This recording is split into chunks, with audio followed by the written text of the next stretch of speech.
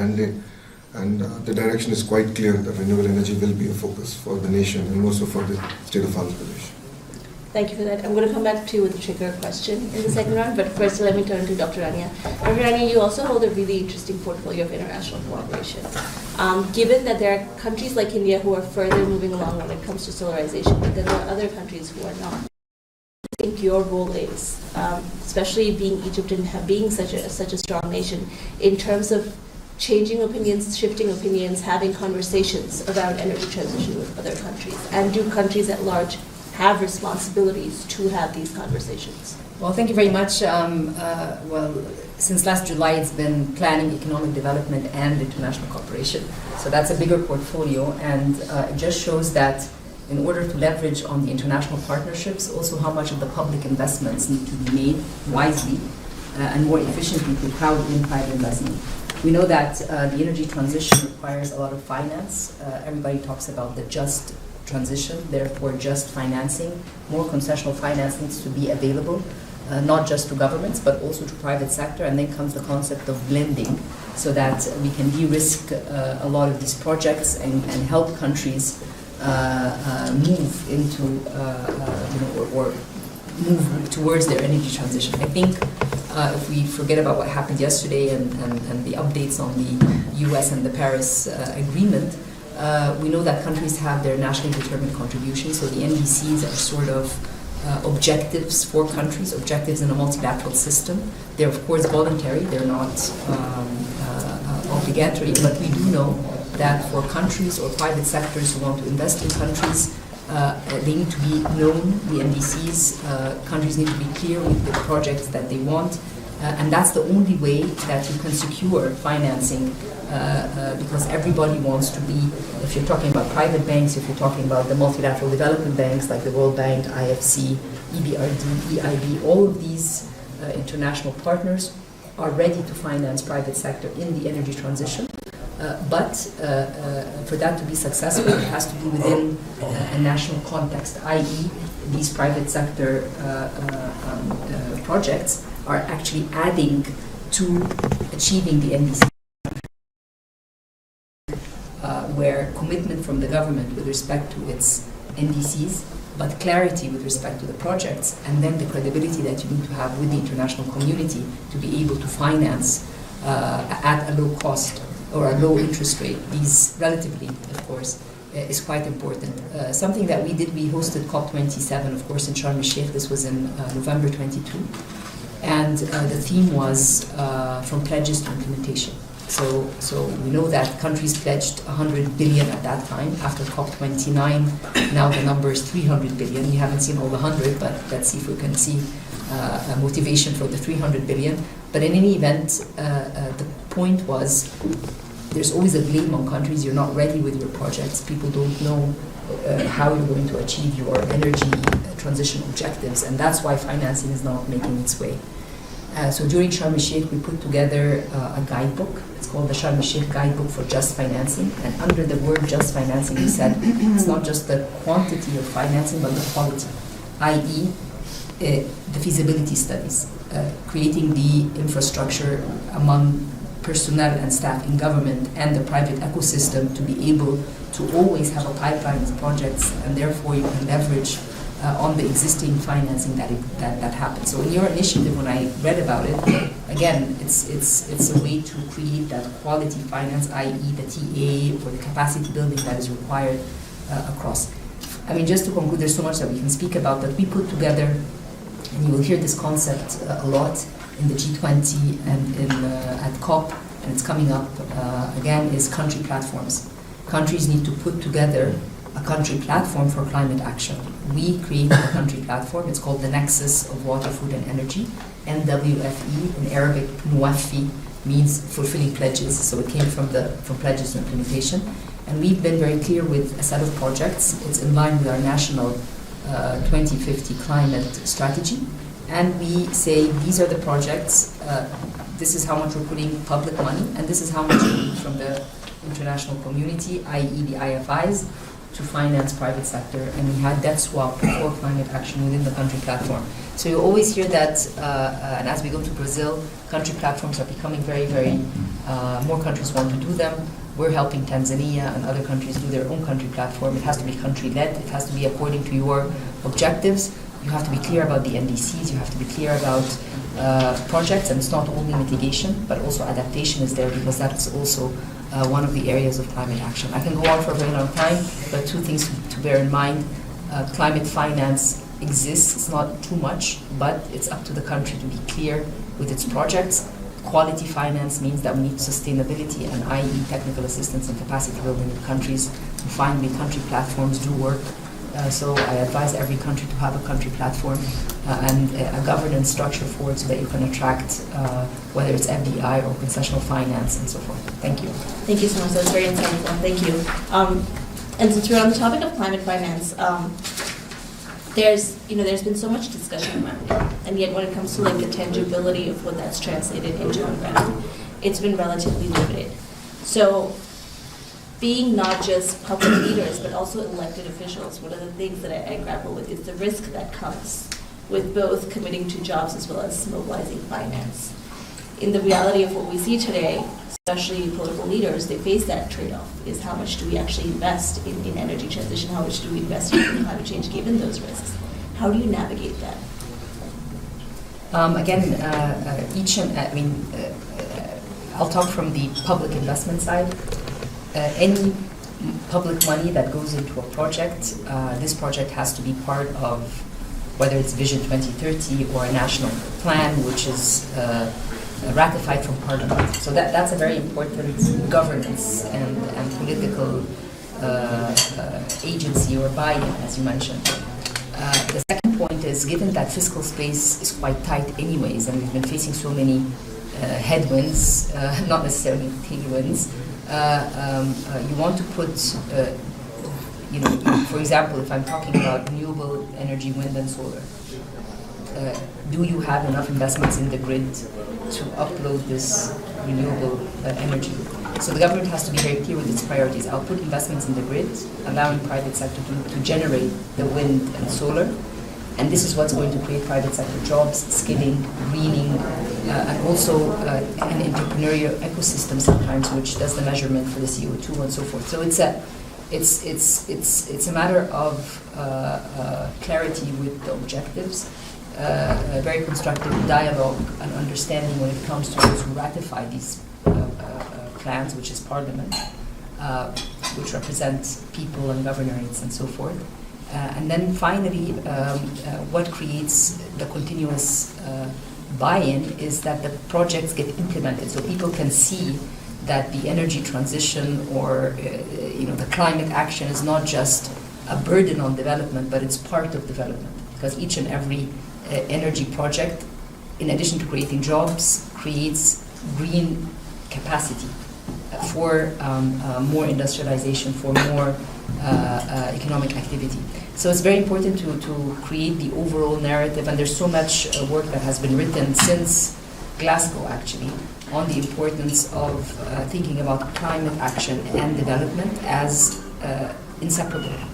They are not mutually exclusive. It's not either or, and that is something that needs to be continued and pushed. I don't know the issue of yesterday and the announcement of yesterday, how consequential that would be on the multilateral development banks, on the dialogue around climate.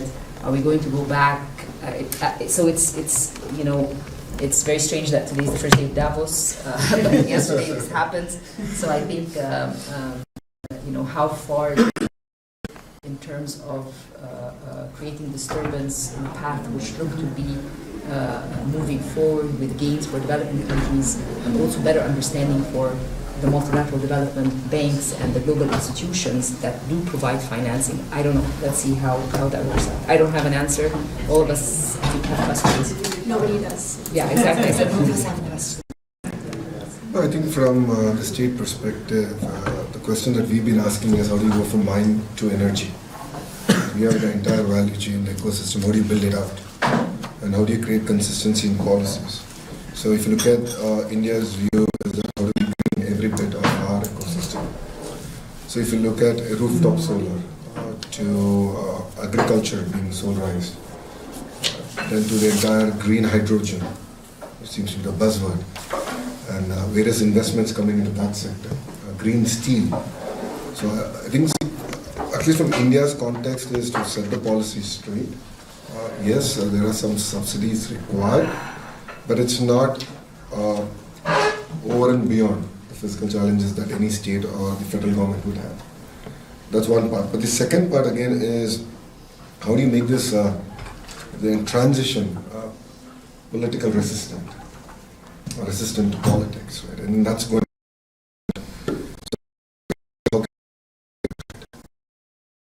And as a HRD minister, my focus is, how do I create the next set of jobs that we don't even know in exactly which area they're going to come. So working with the industry, working with NGOs, collaborating with them, getting the curriculum, the whole 9 yards, and creating the next wave of jobs, I think is going to be very, very important to make it more resistant. Thank you so much. I'm being mindful of time, and I'll request one piece, which is, this is a conversation, so if you have one question, thought, insight from participants, I know there's folks in the back as well. We welcome that before we shift on to the next conversation series. So basically, as we discussed, lots of like the focus on mitigation globally as well as in India, and the resources, particularly financial resources allocated for the adaptation, are very less. At the same time, like communities are facing lots of challenges because of the climate change, and not only this issue is related to just transition, but it is very bigger. Because of the climate change, lots of people, as far as migrant workers, and many of them are getting so and the just how we can broadening the just transition definition in that context. Thank you. Do you want to just 30 seconds short? Yeah, well, I would have one question towards you. I found it very interesting what you were saying with creating the new job opportunities, which I think is great and is needed. I'd like to go on the topic of the next generations. We have a massive swift, between the generations that are currently in the power positions and the ones that are coming. And I'll be very honest with you, I am one from these generations. We don't believe many things that are said because it's very often the same thing. It's said. How are you going to tackle this problem of transparency and trust that is existing towards like all of these promises and all of these COPs and WEFs and etc. It's nice, but yeah, I don't see the results. I'm sorry. Don't want to be rude here, but yeah, I'd be interested in that. I think that's a valid question. Before I come to you, I think the way we're looking at it as a state is, how do you incentivize farmers? How do you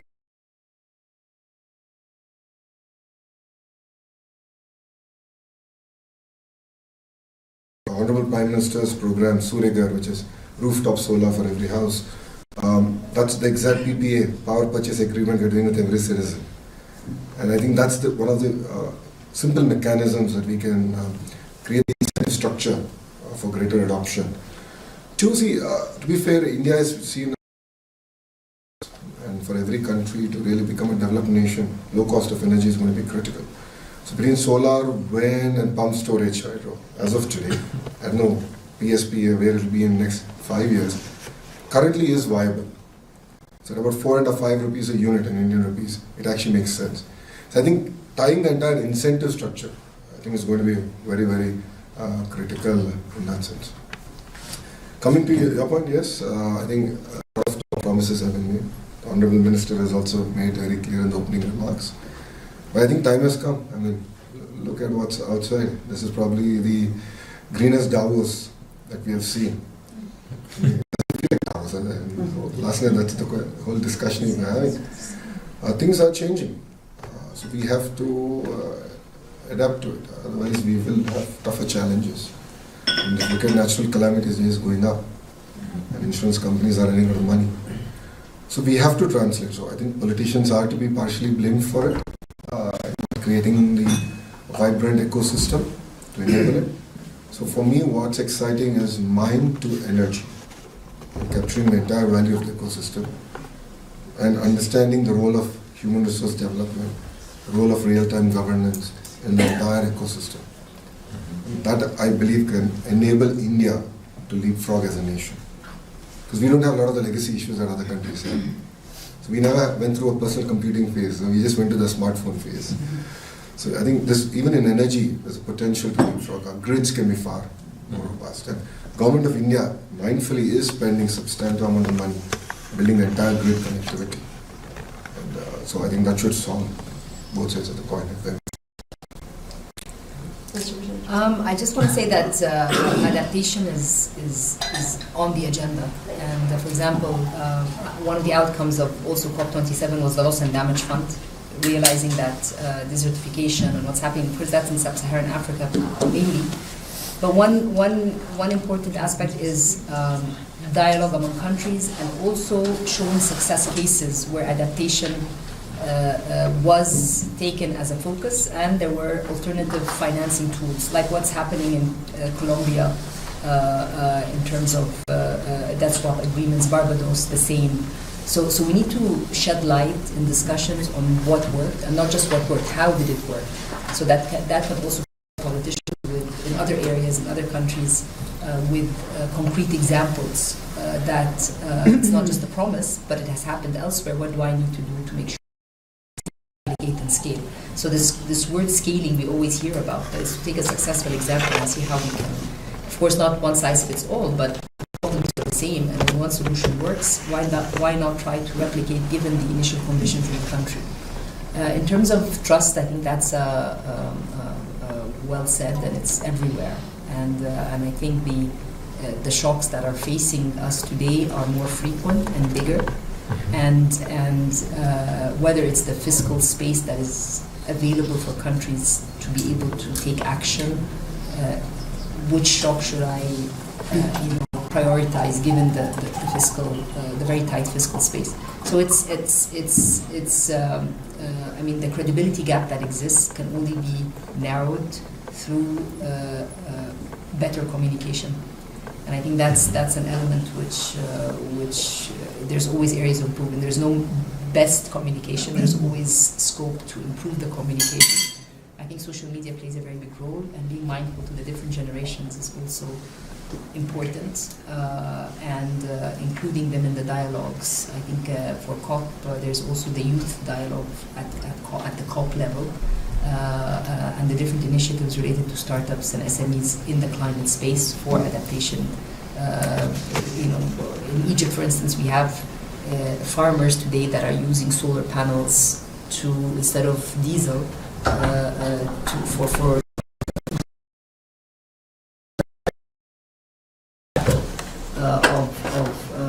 action for adaptation. Sometimes loans, low cost, and so forth. Being very honest on what doesn't work and what cannot. That no. Yes. Commitment towards energy transition remains strong. And while there are turbulent times coming up, I'm pretty confident that we'll be okay. That being said, we'll close the session on government perspectives. And Vikas actually moved to you.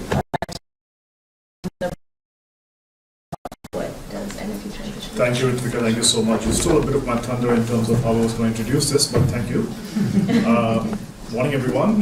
Thank you for making it today to this session. My name is Vikas Mehta. I am the Executive Director of SED Fund. SED Fund is a venture and a philanthropy fund focused on renewable energy based in the Netherlands. We have folks representing renewable energy companies. The first one on further left, I have Vaishali Nigam Sinha. She's a Chief Sustainability Officer and co-founder of Renew Power, which is one of India's largest. And left, the Director of Indica Renewables, a diversified renewable energy company in Indonesia. So Vaishali, if I can come to you, jump to the question, which is that we heard from Lokesh and Dr. Rania about the government perspective on what they're doing for the policy for their states and for the countries that they represent.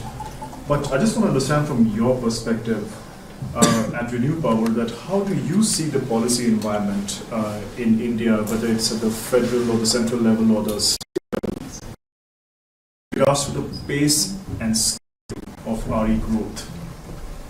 Thanks so much, and congratulations on this event. I think it's a very well orchestrated conversation. I want to start by saying that, a question was asked on, we hear a lot of these conversations at COP in Davos, but what's happening on the ground? I must say, you must come to India and see what's going on, because we've been in India but this started about 13, 14 years ago. I think it's been a parallel journey with India's renewable energy growth. And I think when you have a leader with a vision, and leaders, if I could say, even in the state of Andhra Pradesh, just within months of coming into power, I must congratulate the government for coming up with a robust, integrated plan for renewables, green hydrogen, which really sends a messaging. I mean, we're talking about a messaging in the United States of pulling out, but then it's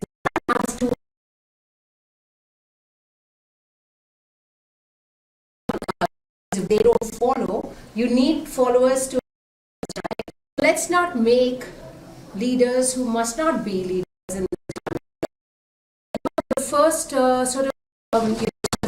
stint of President Trump, we saw that the world continued. And continued like what? And we are in a much better space. So sometimes I do feel it's important for us to step back and take stock of where we are. If I look at a decade, deployment on the ground has grown 6 times. In 2014-15, we had about 13 gigawatts of assets on the ground. We have 200 gigawatts. In 2019, we were at around 50, but now we're going to do 50 gigawatts year on year. So that is the kind of progress we see. And why has that happened? That's happened, if I could come back, we have a vision, we have a commitment to the sector. We have the desire to engage with the world in a positive way.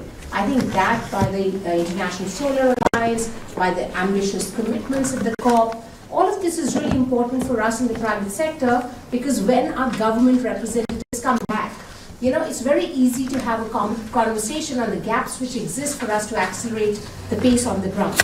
So I feel that I'm optimistic, I'm hopeful, and I'm positive just because of what I see happening in my own country.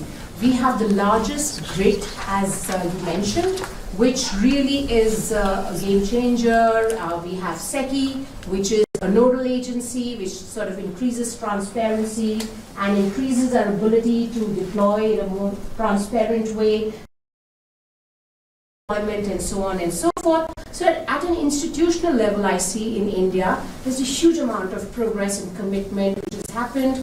When we started Renew, the company I represent, we had knocked about 60 doors in 2011, 60 investors globally.